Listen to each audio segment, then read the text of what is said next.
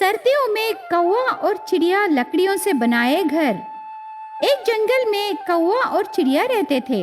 वो दोनों बहुत गरीब थे, एक झोपड़ी में रहते थे। कौवा उसकी बीवी चिड़िया से बहुत प्यार करता था। कौवा अनाथ होने पर चिड़िया सब कुछ संभालती थी। उसी जंगल में चिड़िया की माँ कबूतर रहती थी। कबूतर बहुत घमंडी है, वो बहुत अमीर थी।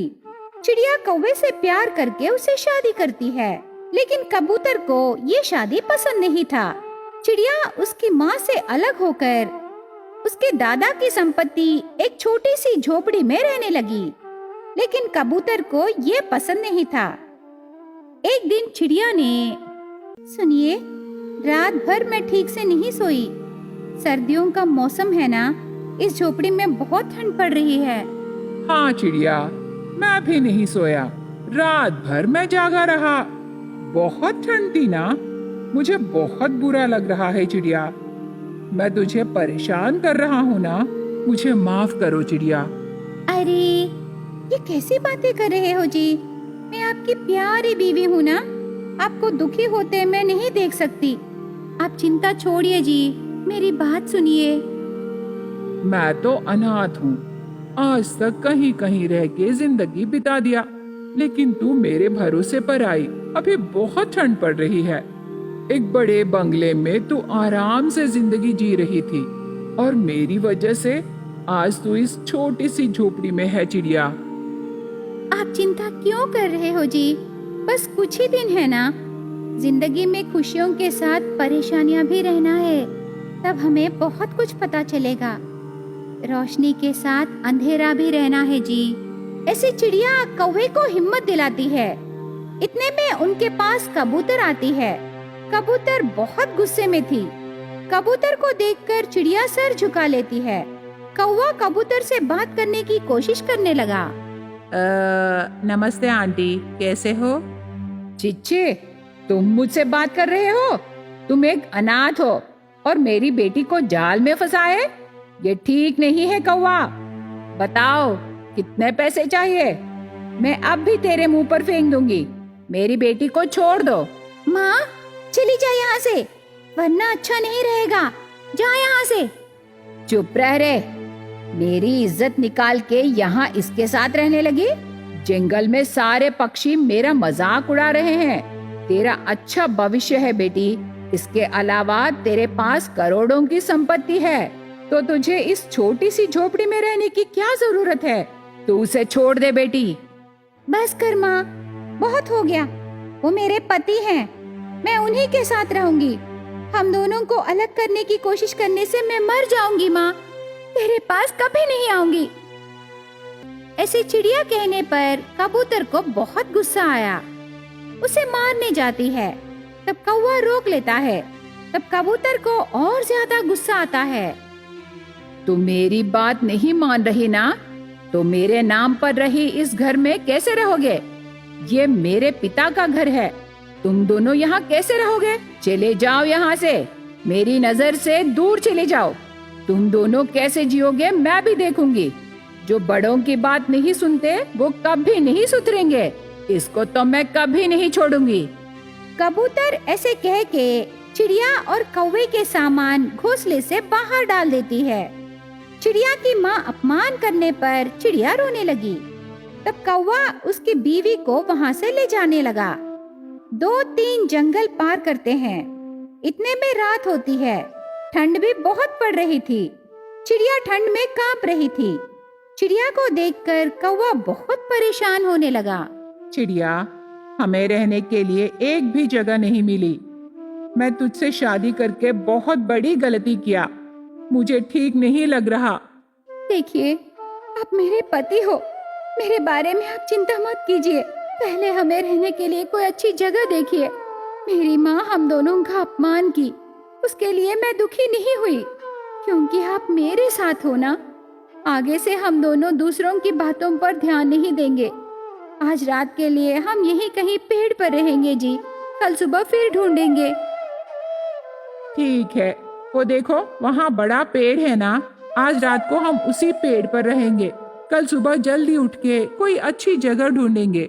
चलो चलते हैं। कौवा और चिड़िया एक पेड़ पर सो जाते हैं। उस दिन रात को दोनों आराम से बातें करके ठंड में कांप रहे थे। इस तरह रात कटती है। अगले दिन सुबह कौवा और चिड़िया दूसरी जंगल को जाते समय एक पेड़ पर तोता आत्महत्या करने की कोशिश करने लगी। उसे देखकर कौवा और चिड़िया तोते के पास जाकर उसे रोकते हैं। कौन हो तुम? मुझे शांति से मरने क्यों नहीं देते? अरे तुम तो बिल्कुल ठीक हो, तो क्यों मरना चाहती हो? क्या करूं? मैं एक किसान हूँ। इस बार अच्छी फसल डाली, लेकिन बहुत बारिश पड़ी ना, उस वजह से मेरी फसल सत्यानाश हो गई। पैसे कर्जे में लेकर फसल डाली और अब कर्जेदार चिल्लाने लगे, मैं जीना नहीं चाहती, मैं मर जाऊंगी। सिर्फ इतनी सी बात है, ये तो बहुत छोटी समस्या है। ये क्या कह रहे हो? पता है कर्जेदार मेरा कितना मजाक उड़ाएंगे? मेरी समस्या बहुत बड़ी है, मैं मर जाना चाहती हूँ। तेरी समस्या का परिष्कार हम करेंगे तोता, चलें? तोता के खेत के पास कौवा और चिड़िया जाते हैं।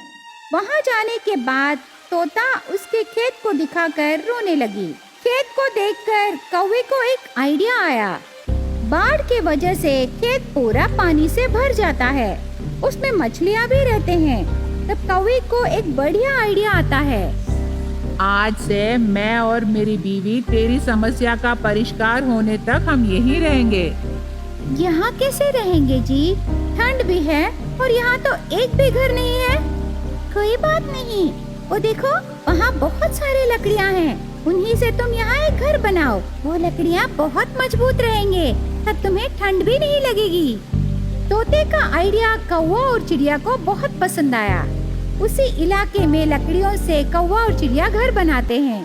खेत में पानी बह रहा था और उसमें मछलियाँ बह रहे थे। कौवा उस पानी में जाल डालता है, तब उस जाल में बहुत सारे मछलियाँ फंसते हैं। अगले दिन सुबह तक उस जाल में बहुत सारे मछलियाँ रहते हैं। उन्हें देखकर तोता बहुत खुश होती है। कौवा और चिड़िया भी बहुत खुश होते हैं। चिड़िया, ये मछलियाँ बेचने से हमें बहुत पैसे मिलेंगे। उन पैसों से तेरे कर्जे चुका सकती है ना? धीरे धीरे पूरे कर्जे चुका दे, तब तुझे कोई परेशानी नहीं रहेगी। ये बाढ़ का पानी कम होने तक ये मछलियाँ बेचकर पैसे कमा। पानी कम होने के बाद दूसरी फसल डाल ले, उसमें आए पैसों से तेरे सारे कर्जे चुकाकर आराम से रहना। आहा, मेरी परेशानी सिर्फ 2 दिनों में दूर कर दिए। लेकिन ये बताओ, तुम दोनों कौन हो? कहाँ से आए हो? तोता ऐसे पूछने पर कौवा उसके बारे में बताने लगा, उसके प्यार के बारे में और उस दिन का अपमान के बारे में बताया। तोता वो सब सुन के बहुत दुखी होती है। चिंता मत करो कौवा, आज से तुम मेरे भाई हो, हर चीज मुझसे पूछो। वैसे भी यहाँ लकड़ियों से घोंसला बना लिए ना, तो तुम दोनों वहीं रहो, मेरे साथ काम करके यहीं रहना, ठीक है भाई? धन्यवाद भैया, इस अनाथ को बड़ा भैया मिला, मैं बहुत आभारी हूँ। तोता और कौवा बातें करते समय चिड़िया मछलियाँ ले जाने के लिए कटोरियाँ लाती है। अब बातें बस करो, मछलियाँ बेचने जाना है ना, जल्दी करो, मछलियाँ बेचना शुरू करें। ऐसे चिड़िया कहने पर कौवा और तोता हंस के मछलियाँ कटोरियों में डालते हैं। उसके बाद कौवा और तोता लकड़ियों से बनाए घोंसले में रहकर तोते के साथ खेती का काम करके वहीं आराम से जीने लगे।